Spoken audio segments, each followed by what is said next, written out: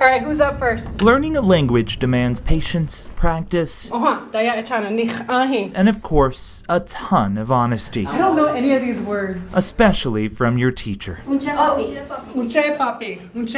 Kimamila Locke is a language teacher at Denver Center for International Studies. Time's up. All right, who's got time? The school requires students master a world language to earn their high school diploma.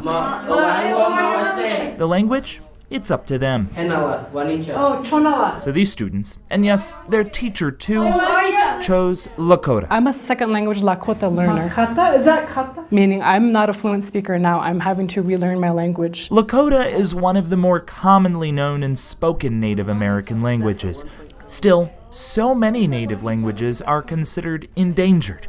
It's motivated Locke, who also works in Native student support in DPS, to teach Lakota. Every single native in the United States, of every single person of indigenous background has gone through or has history of their language being stolen from them, has history of colonization, has history of being told to deny who you are as an indigenous person. It's a struggle, Locke says, that echoes throughout life. There's no disconnect. 1 year ago, her sister, an investigative journalist, shed light on easements for construction of the Dakota Access Pipeline near Standing Rock Reservation.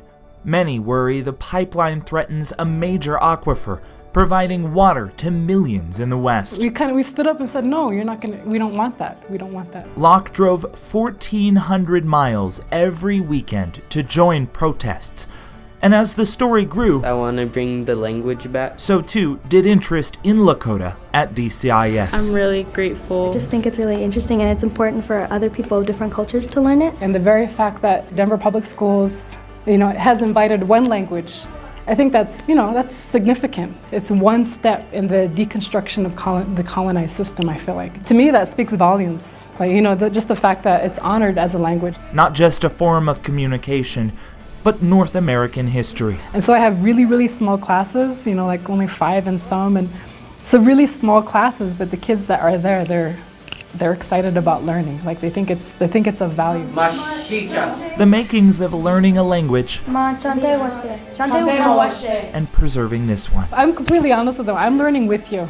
Like I'm bringing my language back with you. For DPS Features, I'm Ben McKee.